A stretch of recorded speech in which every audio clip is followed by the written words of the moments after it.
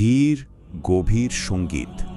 একবার শুধু কল্পনা করুন, রাতের গভীর অন্ধকার ধীরে ধীরে সরে যাচ্ছে, আর ঠিক সেই মুহূর্তে দিনের প্রথম আলো যখন পৃথিবীর বুকে আছড়ে পড়ছে। আল্লাহ সুবহানাহু ওয়া তাআলা শপথ করছেন ভোরের শপথের পরে তিনি শপথ করছেন 10টি রাতের। এখন প্রশ্ন হলো, কোন 10টি রাত? তাফসিরবিদরা বেশ কিছু মত দিয়েছেন, তবে সবচেয়ে শক্তিশালী মতটি হলো এগুলো জিলহজ মাসের প্রথম 10টি রাত, যে দিনগুলো সম্পর্কে স্বয়ং রাসূলুল্লাহ সাল্লাল্লাহু আলাইহি সাল্লাম বলেছেন, আল্লাহর কাছে এই 10 দিনের নেক আমলের চেয়ে প্রিয় আর কিছুই নেই। এরপর তিনি শপথ করছেন জোর এবং বিজোরের। এর একটি অর্থ হলো আরাফার দিন অর্থাৎ 9ই জিলহজ, যা একটি বিজোড় সংখ্যা, এবং কুরবানির দিন 10ই জিলহজ, যা একটি জোড় সংখ্যা। কিন্তু এর আরও একটা গভীর অর্থ আছে। ভেবে দেখুন, এই পৃথিবীর সব কিছুই জোড়ায় জোড়ায় তৈরি, আর একমাত্র আল্লাহ তিনিই বিজোড়, তিনিই এক এবং অদ্বিতীয়। ভোরের প্রথম আলো, বছরের শ্রেষ্ঠ 10টি রাত, জোর বিজোরের মহাজাগতিক রহস্য এবং অন্ধকারের বিদায় লগ্ন, এই সব কিছুর শপথ করার পর আল্লাহ একটি প্রশ্ন ছুড়ে দিচ্ছেন, আচ্ছা, এসবের মধ্যে কি একজন বুদ্ধিমান ব্যক্তির জন্য, একজন চিন্তাশীল মানুষের জন্য যথেষ্ট শপথ নেই? এই মহাজাগতিক শপথগুলো করার পর আল্লাহ আমাদের দৃষ্টি নিয়ে যাচ্ছেন ইতিহাসের দিকে, যেন আমরা বুঝতে পারি এই শপথগুলো কতটা গুরুত্বপূর্ণ। তিনি আমাদের সেই সব জাতির কথা মনে করিয়ে দিচ্ছেন যারা একসময় পৃথিবীতে সীমা লঙ্ঘন করেছিল। তাদের ইতিহাস যেন আল্লাহর ক্ষমতা আর তার ন্যায় বিচারের এক জীবন্ত প্রমাণ। ভাবুন তো, সেই আদ জাতির কথা, ইরাম গোত্রের সেই শক্তিশালী মানুষেরা যারা ছিল সুউচ্চ স্তম্ভের অধিকারী। বলা হয় পৃথিবীতে তাদের মতো উন্নত আর শক্তিশালী সভ্যতা এর আগে বা পরে আর কখনোই তৈরি হয়নি, কিন্তু তারা সীমা লঙ্ঘন করেছিল। এরপর দেখুন সামুদ জাতির দিকে। তারা ছিল অবিশ্বাস্য রকমের দক্ষ প্রকৌশলী। কঠিন সব পাথর খোদাই করে পাহাড়ের বুকে তারা নিজেদের জন্য প্রাসাদ তৈরি করত। তাদের সেই কীর্তি আজও সাক্ষী হয়ে আছে, তাদের ঔদ্ধত্য আর তাদের ভয়ঙ্কর পরিণতির। আর ফিরাউন, যাকে বলা হয়েছে জুল আওতাদ বা কিলকধারী, এই নামটাই ছিল তার বিশাল ক্ষমতা আর তার চরম নিষ্ঠুরতার প্রতীক। তার ছিল বিশাল সৈন্যবাহিনী, আর সে মানুষকে শাস্তি দেওয়ার জন্য পেরেক বা কিলক ব্যবহার করত।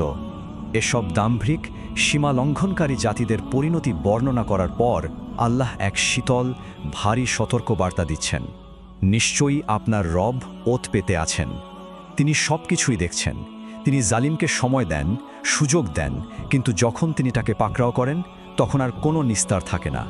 প্রাচীন জাতিগুলোর বিশাল ইতিহাস থেকে শিক্ষা দিয়ে এবার আল্লাহ আলোচনাকে নিয়ে এসেছেন একেবারে আমাদের প্রত্যেকের জীবনের দিকে, আমাদের আত্মার পরীক্ষার দিকে, আর তা হলো সম্পদ ও দারিদ্র্যের পরীক্ষা।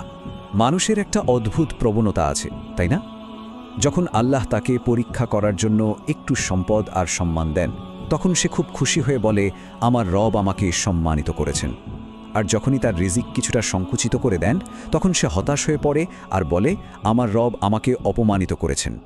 আল্লাহর সাথে সাথেই এই ধারণাকে রদ করে দিচ্ছেন, বলছেন, কখনোই না, তোমাদের এই চিন্তা একেবারেই ভুল। সম্পদ পাওয়াটা আল্লাহর তরফ থেকে সম্মান নয়, আর দারিদ্র্য কোনো অপমান নয়, বরং এই দুটোই আমার পক্ষ থেকে তোমাদের জন্য এক একটা পরীক্ষা। আসল সমস্যা তোমাদের ধন সম্পদ নয়, আসল সমস্যাটা লুকিয়ে আছে তোমাদের অন্তরে, তোমাদের কাজে। কারণ তোমরা ইয়াতিমকে সম্মান করো না, অভাবীকে খাবার দেওয়ার জন্য একে অপরকে উৎসাহিত পর্যন্ত করো না। উত্তরাধিকার সূত্রে পাওয়া সম্পদ তোমরা অন্যায়ভাবে সবটা নিয়ে নাও, আর সম্পদকে তোমরা এক ধরনের অন্ধের মতো ভালোবাসো। এরপর সূরাটি তার চূড়ান্ত পর্যায়ে চলে যায়, এমন একটি দিনের বর্ণনায় যেদিন সব হিসাব নিকাশ চূড়ান্ত হবে, যেদিন অতীতের ভুলে যাওয়া সব কথা হুবহু মনে পড়বে, কিন্তু সেই স্মৃতি আর কোনো কাজে আসবে না। কল্পনা করুন সেই দিনটাকে, যখন এই পৃথিবীকে বারবার আঘাত করে চূর্ণ বিচূর্ণ করে ফেলা হবে, একেবারে ধুলোয় পরিণত করা হবে। বড় বড় পাহাড়, দালান কোঠা সবকিছু ভেঙে একাকার হয়ে যাবে, এবং আপনার রব বিচারের জন্য উপস্থিত হবেন, আর ফেরেশতারা সবাই সারিবদ্ধভাবে কাতারের পর কাতার হয়ে দাঁড়িয়ে থাকবে। এক ভয়ঙ্কর আর গম্ভীর দৃশ্য। আর সেদিন জাহান্নামকে সামনে আনা হবে। হাদিসে এসেছে, জাহান্নামকে সেদিন ৭০,০০০ লাগাম দিয়ে টেনে আনা হবে, আর প্রতিটি লাগাম ধরে থাকবে ৭০,০০০ ফেরেশতা। ভাবা যায় সেই দৃশ্য। সেদিন মানুষ তার সব ভুলের কথা স্মরণ করবে। সে চিৎকার করে বলবে, হায় আফসোস, যদি আমি আমার এই আসল জীবনের জন্য আগে কিছু পাঠাতাম।